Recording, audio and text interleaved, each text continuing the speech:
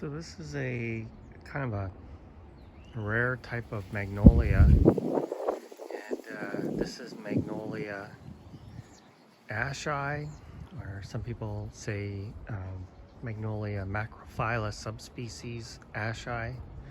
So it is just leafing out for the year, and you can see these big kind of banana shaped leaves.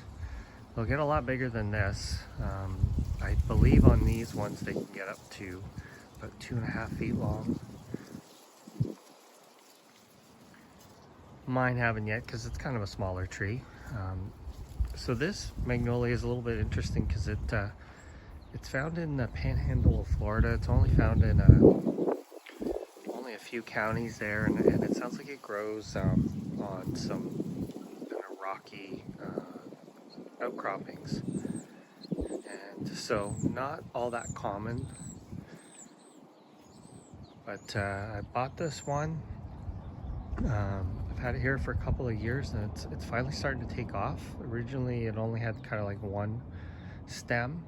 These guys will flower from a very small size, and they get, you know, the main feature, I mean, the flowers are big and they're nice and everything, but the main feature is these leaves that will get 2 feet or so in length. The macrophylla actually gets bigger leaves and bigger flowers and it retains a larger size overall, but you'll read lots of conflicting information on these.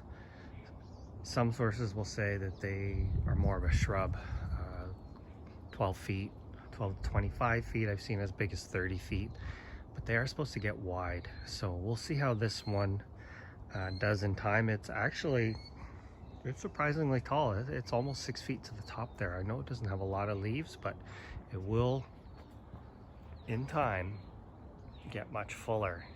So very easy grow. It's hardy to zone 6. I don't think you want to have it in much above zone 9. It is deciduous. Oh, actually, you know what I just noticed? There's a big flower bud right there starting up. I haven't even been paying attention to this tree. I just kind of noticed it the other day. One of the problems I have is in the spring we get hail a lot here for some reason. So when the leaves are growing like they are now, they're soft, so they can take some hail damage, and obviously they can't repair them. But it's a real interesting tree. You know, they always say, like, these big leaf magnolia species, there's macrophylla and there's tripetala, that they're almost like a good banana alternative for people who live in places where you can't grow bananas. So if you can find this one, you might want to try it because it doesn't get too big. You know, it is going to need summer water and nice rich soil. It should do well for you. Each year it's getting bigger. It seems to be picking up speed, and it's going to get a little bit more sun than what it has in the past. So I'm hoping that that's going to help it out. But just a real kind of interesting plant.